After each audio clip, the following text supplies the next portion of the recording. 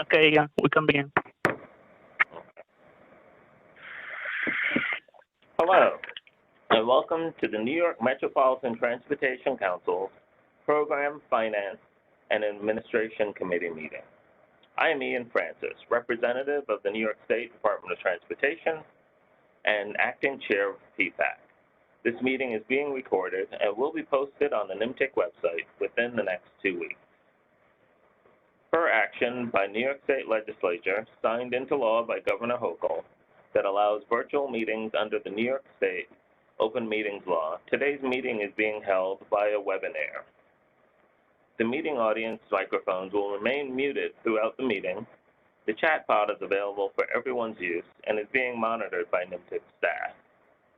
Any comments that are typed into the chat pod that are relevant to transportation and planning will be reviewed for inclusion into the meeting synopsis.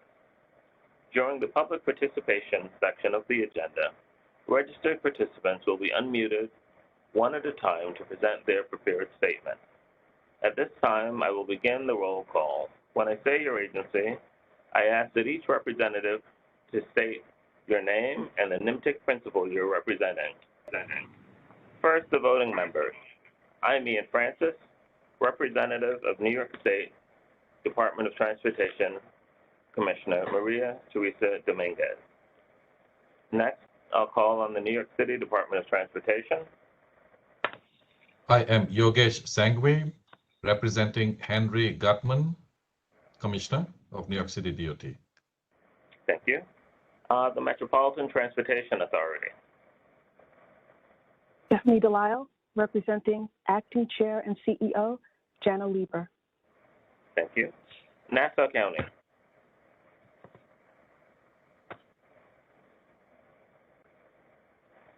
Nassau County. Sean Sally, representing County Executive Laura Curran. Thank you. Suffolk County.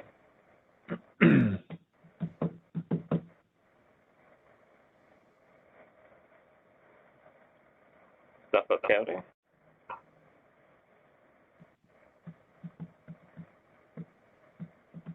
Let's try Rockland County.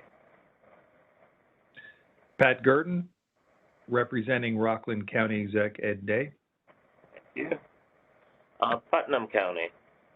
Sandra Fusco, representing Putnam County Executive Mary Ellen O'Dell. Thank you. Westchester County. Naomi Klein, representing County Executive George Latimer. Okay, I think I skipped New York City Planning. Jack Schmidt, representing City Planning Commission Chair and Director, Anita Lerma. Thank you, Jack. All right. Now for the advisory members. Port Authority of New York and New Jersey. Good morning. Jay Sheffield, representing Executive Director Rick Cotton. Thank you. New Jersey Transit.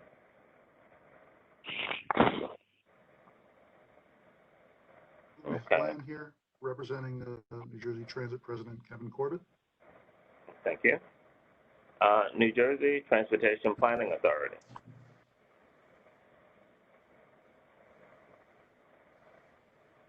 Okay. Let's move on to the New York State Department of Environmental Conservation.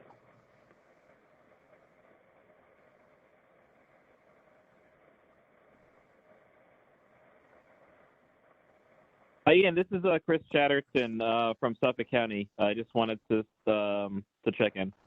Thank you, Chris. So this is Chris Chatterton from Suffolk County, representing County Executive Steve Ballone. Okay.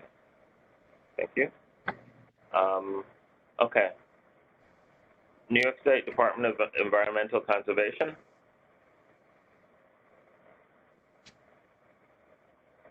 The Federal Transit Authority Administration.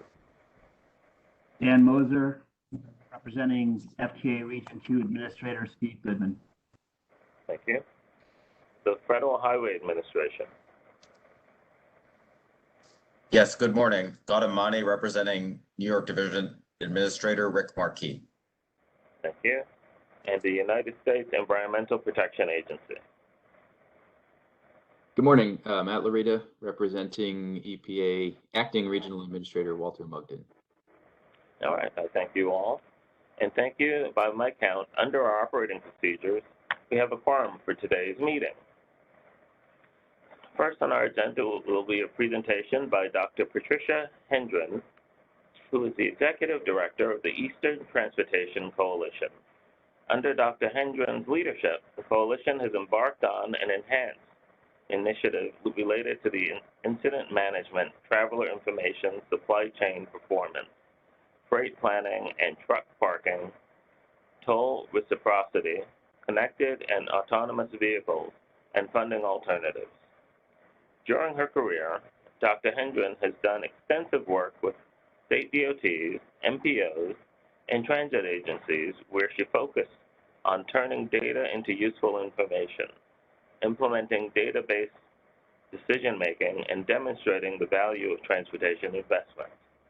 We welcome Dr. Hendren. Would you please unmute her microphone?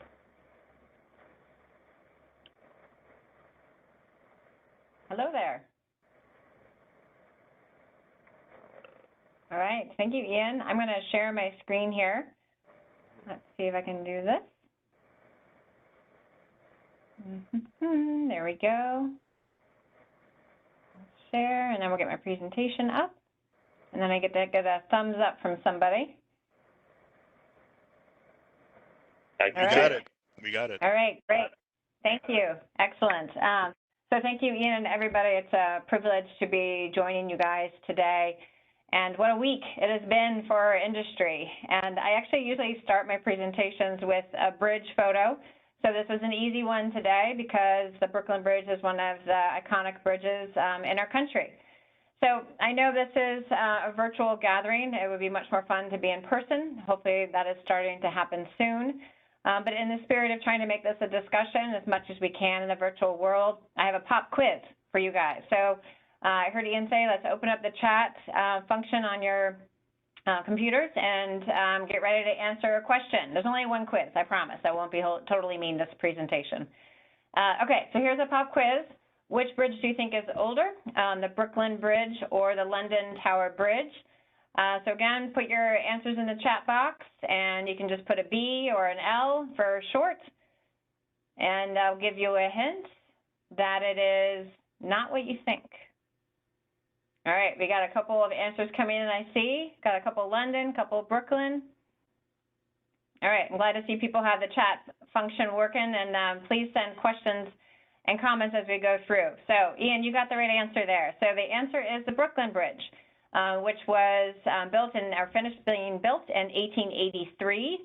And the London Tower Bridge was built in 1894. So I thought it was the opposite, so that was kind of fun for me to learn that the Brooklyn Bridge is 11 years older. And for those that care about these things, it's also 60 feet taller and about 7 times as long. But we won't compare too many things to London right now.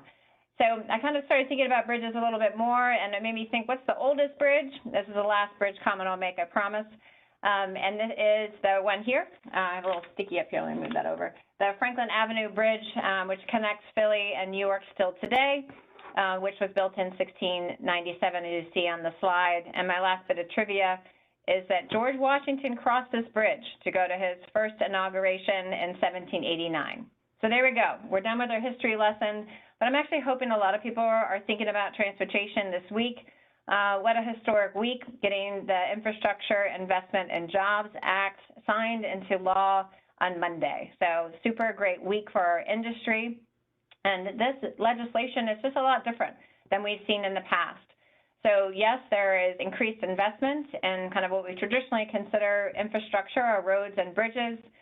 But we also see a notable increase in some new areas about what's considered infrastructure. So our water pipelines, our electric grid, and broadband. So for those of you who have had kids studying at home like I have and doing school at home, we know the importance of broadband in our country for sure. So this bill also has something that I think is important for organizations like the Coalition and for NYMTC, which is this very large increase in discretionary grants. So about 20% of the increase in funding through this federal legislation is going to be competed for nationally. And so what that kind of means for our types of organizations is partnerships matter. I mean, that's what you guys are all about. We need to make sure we're always looking at equity and seeing that before front and foremost in discussion is just critical and long overdue. We see transit modes getting more attention. Again, I used to work for a metro here in DC, so transit is near and dear to my heart. And also we see some of the urban MPO areas may have a leg up on some of the DOTs.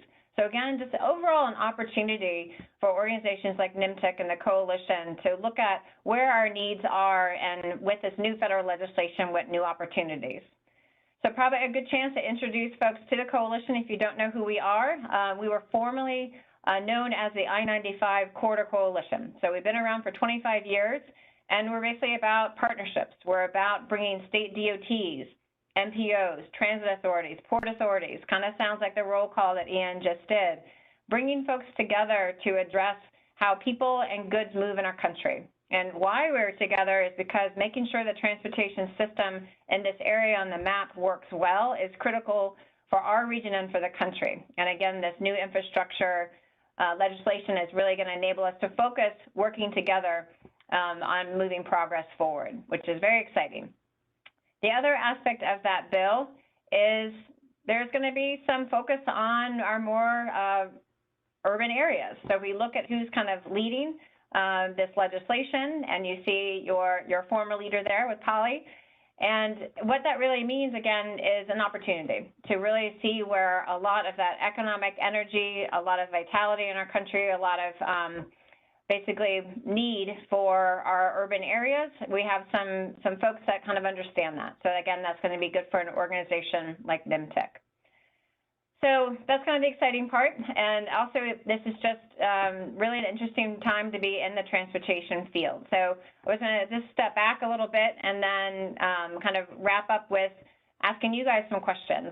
So when I say stepping back, it's what is really moving change in the industry right now. And for folks that may have heard me speak before, you may be familiar with these three things that I talk about a lot.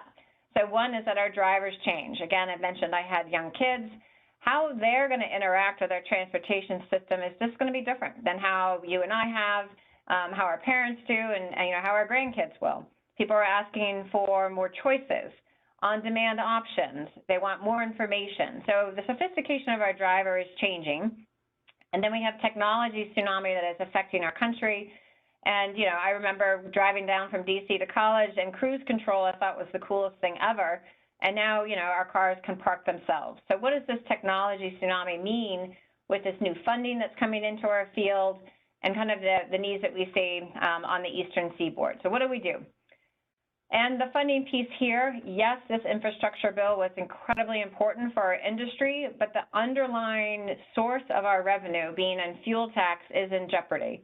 So we do have a funding long-term challenge. So we can't let the very notable progress forward and great thing with that infrastructure bill stop us from seeing that we have a longer-term problem. So we have all these things kind of going on, and my view of change is that that's really where that opportunity can come for NYMTC, for coalition, and for our field and for the country. So I'm going to highlight a couple of ways that I think that we're working together with you guys, and that I know you guys are working together as well on these three areas. So starting with the technology front, again, it's just a lot going on, but I'm going to bring us down to the little nitty-gritty stuff. So I grew up being a University of North Carolina, so a UNC, basically was in my blood. That's where all my family went to school. So then I went to Duke, which I don't know if folks know about rivalry in the basketball world, but UNC and Duke do not like each other. But the one thing we do know we agree on is that we don't like this man. So the reason we don't like this man is UCLA coach. He won like 10 national championships, including beating Duke and UNC. So why am I talking about him? I'm talking about him because he always would say how little things lead to big things. And why that's important for technology is we have this huge big thing of connected and automated vehicles coming to our field. We know they're coming. But then the thing is, how do we figure out the small things that will enable that large opportunity? So what the coalition is doing is looking at those small things, looking across our members, saying, what's a question you have, a small one, that we can make forward progress on to deal with this large technology tsunami. We're looking at line striping. I am not kidding. So we're asking the question, does it really matter? We've heard it matters, but does it really matter? Let's take vehicles out on the road. We're doing this in partnership with Connecticut to say, is it 4 inches or 6 inches? So again, as we see these huge legislation, these huge transportation problems, I think we've been effective at looking at small steps we can take and having to give Coach Wooten a little bit of credit for focusing on the little things that make big things happen. Looking at our drivers, I think we actually should change this word to customers, because that's really what our drivers, our customers, people using our system are turning into. And sometimes it feels like this, and maybe because I'm more of a Luddite than others, I feel like big tech is just kind of taken over the world. And again, in that big tech world, we have this amazing opportunity with information for our customers. And this is, thinking about, what is the thing when you become a verb, then you know you've made it? So, to Google is a verb. So we know that they are dominant in our world. You can see it here on the chart that 90%, and when people are asking questions, they're going to Google.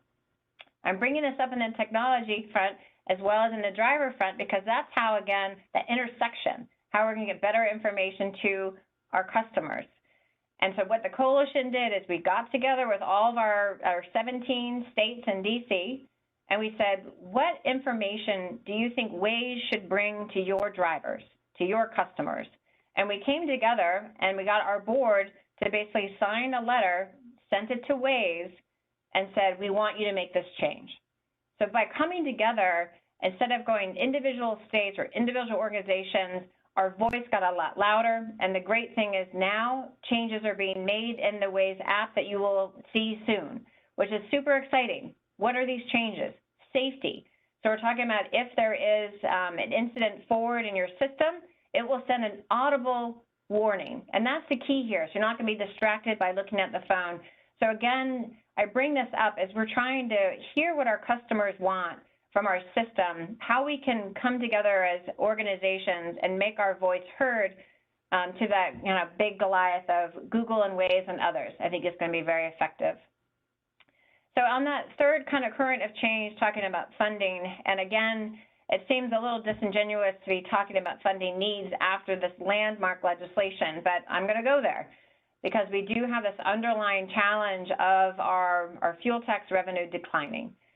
But the good thing is, again, with those circles of change, working across organizations, I think we have an opportunity to shift from a consumption-based way that we pay for using the transportation system to a distance-based approach. So folks have probably heard of this term, mileage-based usage fee, otherwise known as road user charge or VMT fee.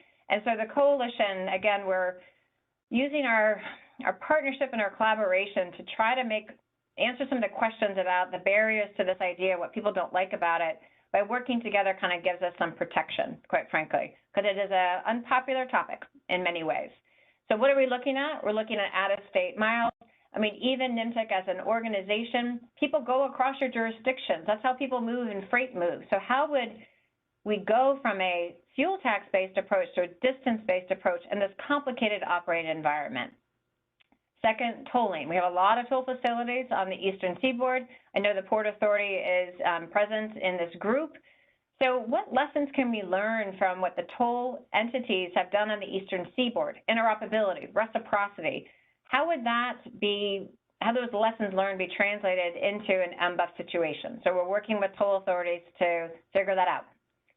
Public acceptance, people do not like this idea. People don't even know they pay a fuel tax right now, so we have a big knowledge gap. So how can we talk about this with people and design a system that would be potentially acceptable? And then the trucking users, the motor carrier industry are heavy users and heavy payers of our system. What works for a passenger car will not work for the trucking industry. So if we're going to do a national approach for all users, we have to treat them separately.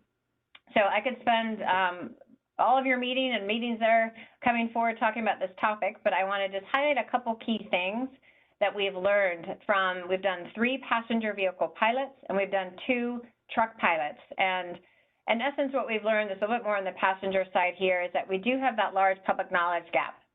People kind of think about transportation, hopefully a little bit more this week, but they don't really think about it that much. It's not really top of mind. So how do we engage with the public about the importance of transportation if we're going to be talking to them about how they pay for it? So it's just going to be an important discussion with our customers. Change is hard. Again, that fuel tax is invisible. That's going to be a tough shift to something that is very visible. So how do we do that? And then, again, going back to this theme of changing the mindset from a driver to a customer is something we're all going to need to do. But that fourth point here is people kind of get it. The more you use, the more you pay. So there's opportunity here. And I think highlighting on this customer point of view, again, looking at the diverse membership of NYMTC, you kind of get this. You kind of get that they're not drivers, that they're customers. So I think we got to take that lesson into this potential funding solution. So again, we have a legislation, we have opportunity for our organizations, and we have these currents of change where I really think some innovative solutions are going to come from. But then it gets a little bit more complicated. So again, I keep saying I have these young kids. We still play with the kaleidoscope. I still think it's an awesome, simple thing that kids love. And what I mean by this kaleidoscope view is we have not brought the diversity of viewpoints and how transportation impacts different people differently. And if we're going to bring solutions, projects, ideas to solve problems, we've got to make sure we have that diversity of input and perspective. So our solutions are really fitting the diversity of the country that we're in versus what we think it is. So I think that's something we need to do better as an industry. So kind of my last concluding thought here is hopefully this has brought some ideas up to you guys. I know you're really looking at your organization and what can you do, or keep doing what you're doing in this new opportunity time, how to bring in more people to the table, how can we better collaborate with the coalition and NYMTC. So combination of these, all the above probably is the answer.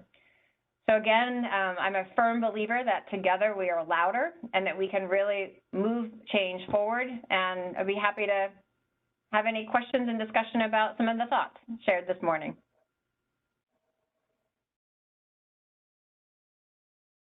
Thank you, Dr. Hendren. We do have some time for some questions. The audience members can type their questions into the chat pod. But first, are there any questions from the members?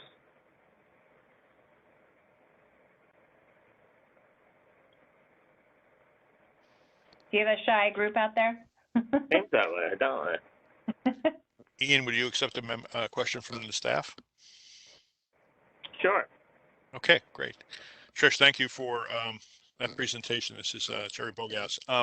Just curious, your point at the end was a good one, which is, how can we work together better? The coalition's been around for 25 years. MPOs obviously have been around for longer, but how can MPOs within the coalition area work with the coalition better? Any thoughts on that? Sure. No, I appreciate the question. So one change that's happened in the coalition in the last 6 years is, I would say, a bit of a shift towards more state DOTs. And one reason why that shift happened is given our funding structure. So right now, the board of directors for the coalition are the CEOs of those 18 DOTs. So I'm bringing that up because that's your first, entry into who are my bosses, are those individuals. So I'm bringing that up because is there an opportunity for the coalition to expand that board to include MPO CEOs? So that could be one way to kind of bring in the voice of the MPOs louder. So that's one idea. Another one would be come to our events. So go to our website, look at our calendar, and come ask questions. We're you guys are members, so I want to make sure that is clear. But what I think could be increased is helping to guide where our work is more on the MPO side. And I'm not being disrespectful here to my board with the state DOTs. A lot of that is in alignment, but how can we better align that? I think it's seeing if we can get some of your voice on the board, coming to our events and getting involved in our program. Third thing would be getting involved in some of our program work areas. So we have like a connected automobile vehicle working group. We have a traveler information group. Mary Mean is the chair of that group. So let me stop there with those three ideas and see if anyhow, your reaction to those. all very positive. I guess, institutionally though, the MPOs are the structures that make the funding move. And so that keeping that in mind is also something to consider in terms of the institutional structure of this large area that your coalition covers. But thank you for that answer. No, that is, I'm glad you brought that up. And I think that, I highlighted the discretionary grants because I think we're going to make sure, here's my, I'm just going to put it out there, here's my objective, is to bring more of those resources to the Eastern Seaboard, right? That's what we want. We have every operating environment, we have every situation. So if Congress wants to explore answers, we're a really good partner for that.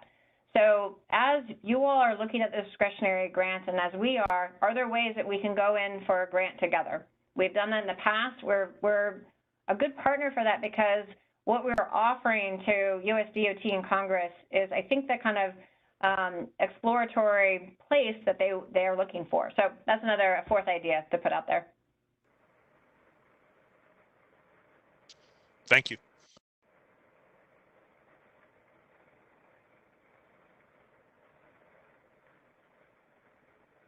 One issue that we have out there is distracted drivers. Now, we've automated the cars a great deal in the past. My car has this thing where the cruise control will set a distance and it'll stay and it'll stop itself or whatever.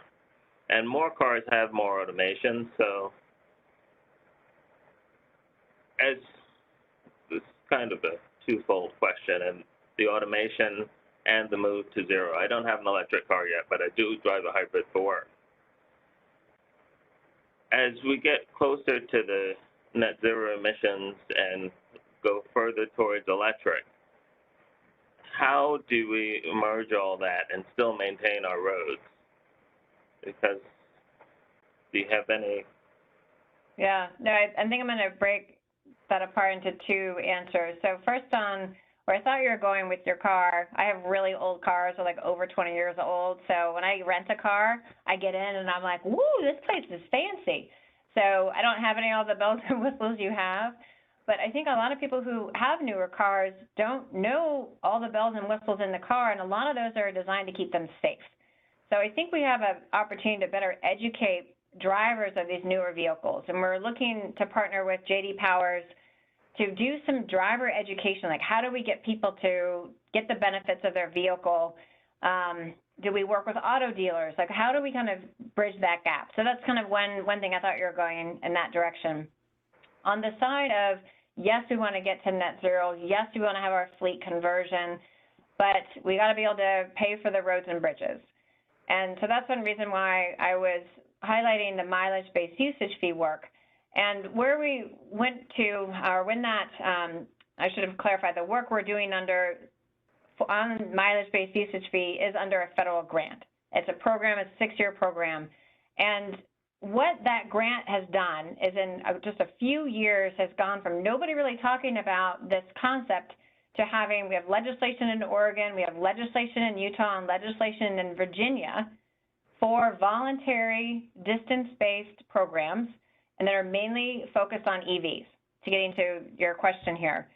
So I see, if I had a crystal ball, that's probably one way that some states and regions will go, is they will ask the EV owners to pay for the roads they're using. And there's a gut reaction, like that's not a good idea because we don't want to counter our policy objectives to have this fleet conversion. But what we've heard from EV owners is that they're willing to pay to use the roads. They kind of get that. We're also seeing that people volunteering for the programs, a lot of them are EV owners. So you're thinking, why are they doing that? It gets down to the motivation of why people buy an EV car. It's really for environmental. And they may be thinking, hopefully they are, that they're saving money on fuel. That's the main cost, right? The fuel tax is like the foam on your cappuccino, right? Or your beer, depending on what time of day it is. So we need to really have that dialogue with EV owners. We have organizations like Plug in America saying they agree with a distance-based approach, but we have to go forward with that distance-based approach with the EV advocates and owners in the discussion. So I think it can be done, but we have to make sure we're doing it in partnership. Thank you. I think I alluded to one of the questions in the chat with the edge line. He referred to the yellow edge line. The newer cars do read the lines and vibrate the steering wheel or whatever to encourage you to get back into it. So, thank you.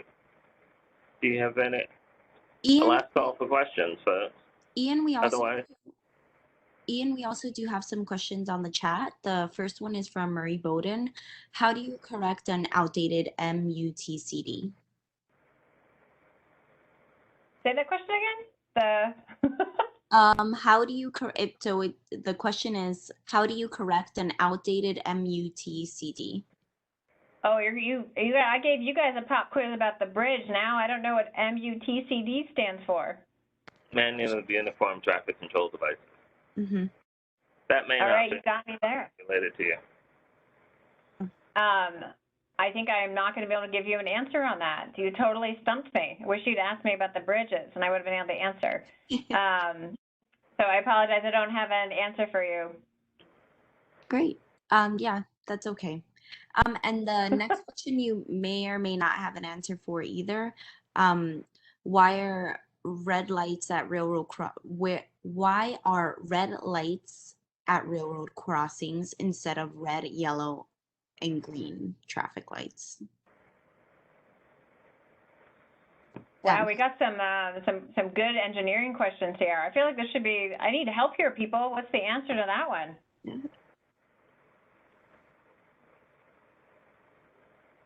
Yeah, that may be out of the scope of the presentation, but thank you. Well, Dr. Hendren, it was an excellent presentation. We really appreciate it and hope to hear from you in the future. Okay, thank you. Have a great evening. Okay, so let's move on with our presentation. With our agenda, we will start the public participation segment of the meeting. Andrea, do we have any registered speakers for today's meeting? Yes, the first registered speaker is Mary Bowden. Okay, well, we've set aside 15 minutes of the agenda to hear from participants who have registered to speak with prepared remarks. We will hear from these participants in the order they've registered for the duration of the allotted time. We ask that all participants limit your comments to relevant transportation and planning-related items and to less than 3 minutes so we can hear from as many speakers as possible in the allotted time. The first registered speaker is Murray. So Murray, please unmute Murray. Murray's microphone. Okay, I'm on. Okay. I'm 88 years old, so I'm losing my mind. So if I make a mistake, don't get so. Pat, you talked about bridges. Long Island Railroad is doing bridges uniquely. They're building them on the ground and they're putting them in place with cranes. Why doesn't everybody do it that way? Why are you building bridges in place when it's much easier the other way? And after World War II, they built cable-stayed bridges because materials were short and time was necessary. And the Tappan Zee Bridge is built as a cable-stayed bridge. So is a couple going into New York as well. The Kosciuszko Bridge is cable-stayed. Why aren't all bridges cable-stayed? They're easier to build, they're cheaper. And that reference to yellow lines on the left was because distracted drivers aren't paying attention today. When they look up from their texting and a light turns green and a guy behind honks the horn because they never moved, they need to know which direction and which side of the road they're supposed to be on. That's a safety issue. And you're interested in safety. So how do we go back and correct the errors that we've been doing for so long, and we're going to all this new fancy stuff on the cars, but we're not correcting original errors? You still have people out there with flags waving them back and forth when in fact, stop slow pedals are the law. And nobody goes out there and says, hey, that guy's got a flag. Why is he using a flag? They're not flaggers, they're traffic control people. And yet we still use the word flagger. So until we go back and correct some of the original sin, as they say, why do you expect people to believe anything you say?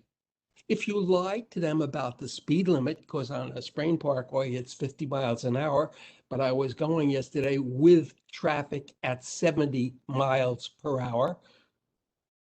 This is Westchester County on a Sprain Parkway yesterday afternoon, about 2 o'clock.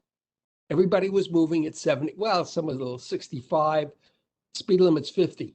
So who's lying to us? Which of the lies are we supposed to believe? If you lied to us in one place, we don't know what the truth is. If the speed limit is 50, then 55 is okay. But 70, 65, and everybody is going that speed. Because if somebody goes 55, they create a traffic jam. There's a problem with the buses because the buses are afraid to go too fast, and everybody's going back and forth trying to get around them. They run road races on a Sprain Parkway, little black cars going in and out because the person in the left lane's going 55 miles an hour in a 50-mile zone, and these guys are going 65. So you're going to have to adjust reality and telling the truth. The truth is, at a railroad crossing, needs to be traffic lights, not lights that were designed 100 years ago. If you can't fix the things that were relevant 100 years ago, you got a tough time out there. People are distracted. They're reading their text at traffic lights. When they look up, they have to instantly know where their road is. The lines they painted were there for 50 years ago's mentality. We have a new mentality. I represent concerned grandparents. What kind of world do we leave to my grandchildren's generation? I looked in the Times this morning in the obituaries because I look at that every day. Everybody in the obituary section was younger than I am. Means I'm a prime candidate to leave the world.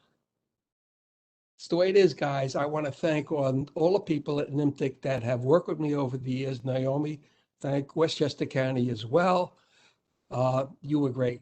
I remember when you started, and I know what you're doing now.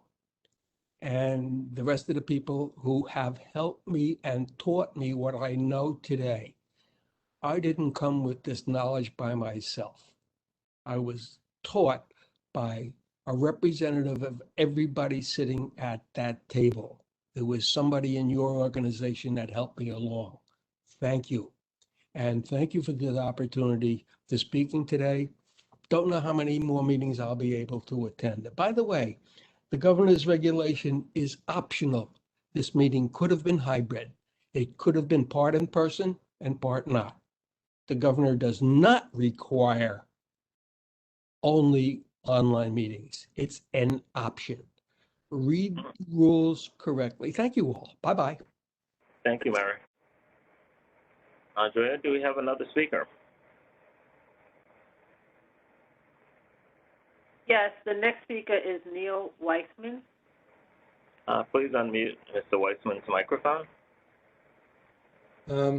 Good afternoon, Chairman Francis. Thank you for the opportunity to speak. My name is Neil Weissman of Complete George, and a link to extended remarks has been posted in the chat.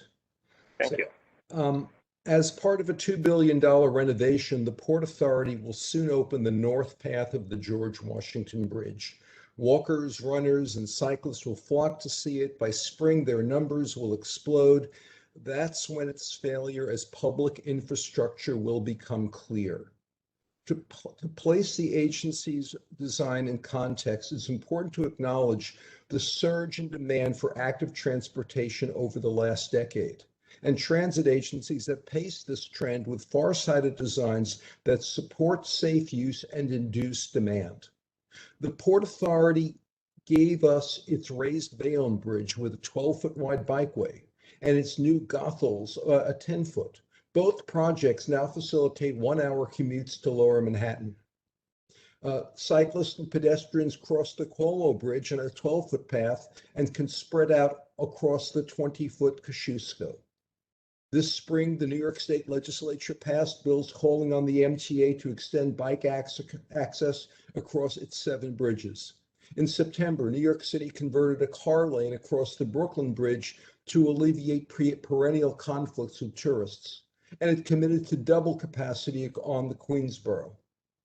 So in this context, the Port Authority has rebranded the North Path across the George as the North Walk, which is not unexpected given the liability the agency would incur for permitting high volumes of cyclists and pedestrians to interact on a substandard facility.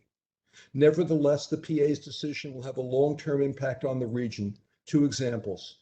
First, presume New York moves forward with some sort of congestion pricing. If so, we should expect the city will follow to move to restrict non-resident parking in Upper Manhattan. In this scenario, a widened George could support a bike and ride option for tens of thousands of North Jersey commuters. Second, micromobility presents a unique opportunity for urban transport. The devices are cheap, effective, sustainable, and extremely popular. They don't require expensive charging stations, they reduce congestion, and their net emissions are a fraction of even full-size electric vehicles. But because they stress the level of service on even modern bikeways, their sustained adoption will depend on infrastructure that enables safe operation, which is why the Port Authority's choice not to expand access while they had the patient on the table is such a lost opportunity. Actually, I'm sorry, they have the patient on the table. It's an ongoing restoration. Thank you. Thank you. If I may for a moment, I don't see a link to the extended comments in the chat box. Excuse me?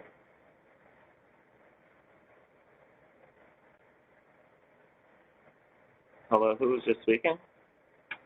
This is Jay Sheffield from the Port Authority. Neil, if you're still on, I don't see the link that you mentioned. Could you please check again to make sure that the link is in the chat box?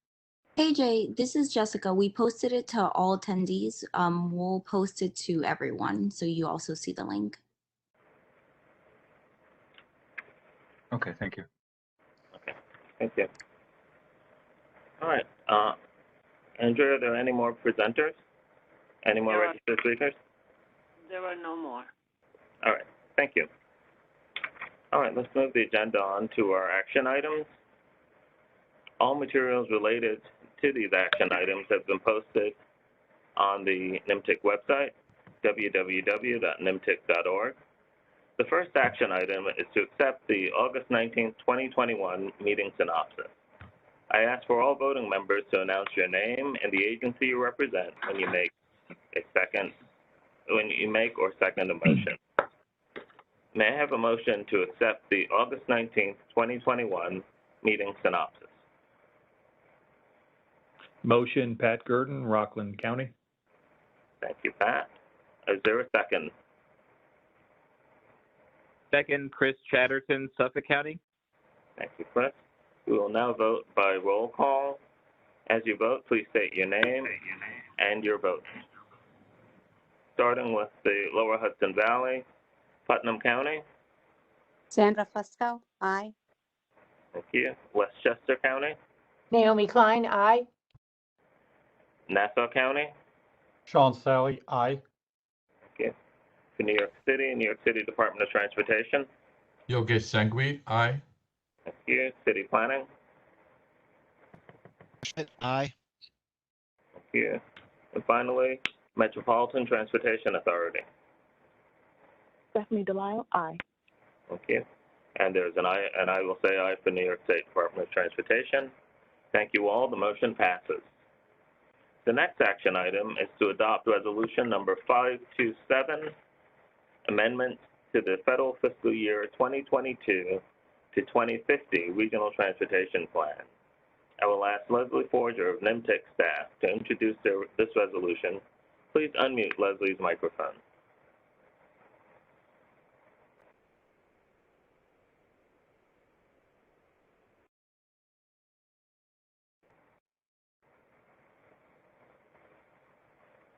Leslie?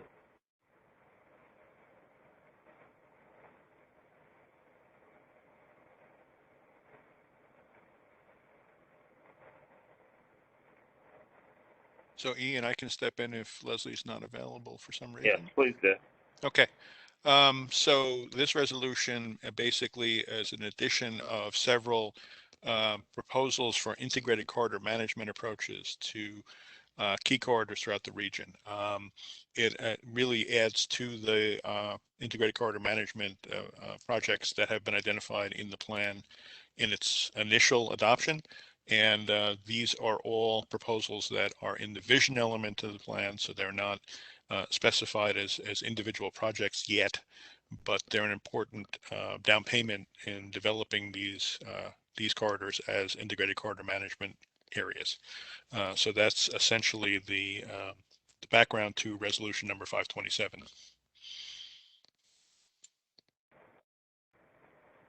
Thank you, Jerry. May I have a motion to adopt resolution number 527, amendments to the federal fiscal year 2022 to 2050 regional transportation plan? So moved, Naomi Klein, Westchester County. Thank you, Naomi. Is there a second?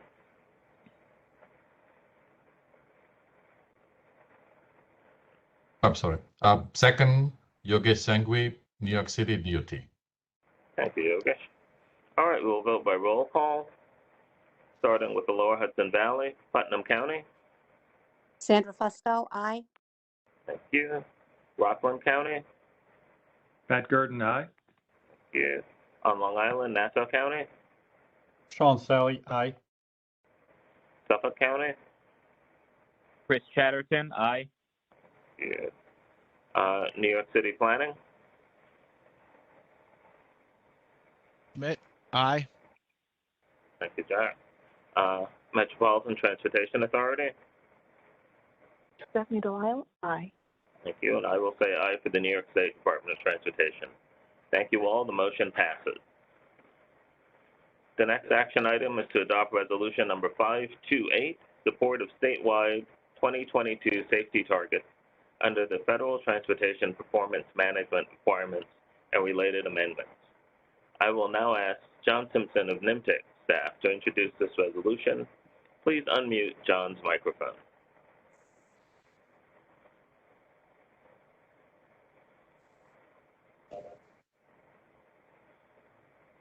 Can you hear me? Yes, I can hear you. Okay, thank you. Good afternoon. As Ian said, Resolution 528 supports the statewide 2022 safety targets under the Federal Transportation Performance Management Requirements and related amendments. Per these Federal Transportation Performance Management Requirements, NYMTC is required to develop annual safety targets or support the statewide safety targets. For 2022, the members have chosen to support the statewide targets. The relevant sections of the TIP and plan will be updated to reflect these new targets and changes, and we recommend PFAC adopt this resolution. Thank you, John. May I have a motion to adopt resolution number 528, support of statewide 2022 safety targets under the Federal Transportation Performance Management Requirements and related amendments? Motion, Chris Chatterton, Suffolk County. Thank you. Is there a second? Second, Yogesh Sanghvi, New York City DOT. Thank you, Yogesh. All right, we'll vote by roll call, starting with Lower Hudson, Putnam County. Sandra Fusco, aye. Thank you. Rockland County. Pat Gurdon, aye. Westchester County. Naomi Klein, aye. Nassau County. Sean Sally, aye. City Planning. Jack Schmidt, aye. Thank you. Metropolitan Transportation Authority. Stephanie Delisle, aye. And I will say aye for New York State Department of Transportation. Thank you all. The motion passes. The next action item is to adopt resolution number 529, amendments to the state fiscal year 2020 to 2021 and 2021 to 2022 United Planning Work Program. I will now ask Seitu Allen of NYMTC staff to introduce this resolution. Please unmute Seitu's microphone. Hey, good afternoon. Can you hear me? Yes, I can. Thank you. Perfect. Good afternoon, everyone. So PFAC resolution number 529, these are amendments to 2 program years. To summarize, these actions reprogram funds from projects that were completed for less cost than anticipated, and those funds are being reprogrammed to projects that need additional funds to complete. In addition, the MTA is requesting to add an ongoing study to the current program. None of these actions require any new funding, and NYMTC staff requests that you please adopt this resolution. Thank you, Seitu. I will now, we will now ask for a motion on this So moved, agenda Naomi, item. Westchester County. Thank you, Naomi. Is there a second? Second, Yogesh Sanghvi, New York City DOT. Thank you, Yogesh. All right, let's vote by roll call, starting with Lower Hudson Valley, Putnam County. Sandra Fusco, aye. Thank you. Rockland County.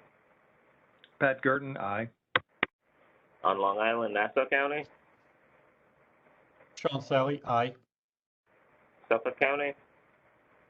Chris Chatterton, aye. New York City Planning. And Metropolitan Transportation Authority. Stephanie Delisle, aye. Thank you, and I will say aye for New York State Department of Transportation. Thank you all. The motion passes. I'll now report on the recent action taken by the members as required by NYMTC's operating procedures. On November 10th, 2021, the voting members of PFAC adopted resolution number 530, distribution of federal transit funding from the Coronavirus Response and Relief Supplemental Appropriations Act and the American Rescue Plan Act. This legislation made emergency funding available for transit operators nationally due to the impact of the COVID-19 pandemic. Given the emergency nature of the transit funding appropriated under this legislation and the need to accelerate its availability to the transit providers in NYMTC's planning area, PFAC voted on this resolution by mail ballot. The resolution was adopted unanimously. NYMTC's operating procedures allow for action by mail ballot as long as the action is reported publicly during the next scheduled meeting, which I'm doing today. Resolution number 530 is available on NYMTC's website along with the other resolutions from today's meeting. Let's move on to the next agenda item. Confirmation of the next PFAC meeting. The next PFAC meeting is scheduled for Thursday, February 10th, 2022. Details of this meeting will be made available 2 weeks prior to the meeting date. The next council meeting to adopt NYMTC's new Unified Planning Work Program will be on Thursday, February 24th, 2022. Details of this meeting will also be made available 2 weeks prior to the meeting date. To conclude today's meeting, I will ask for a motion to adjourn the meeting.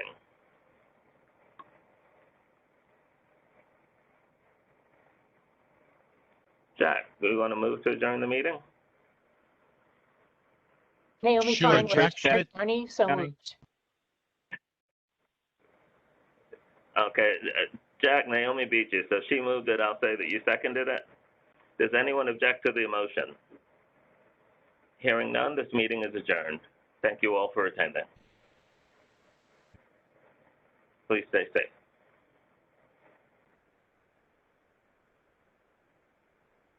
That was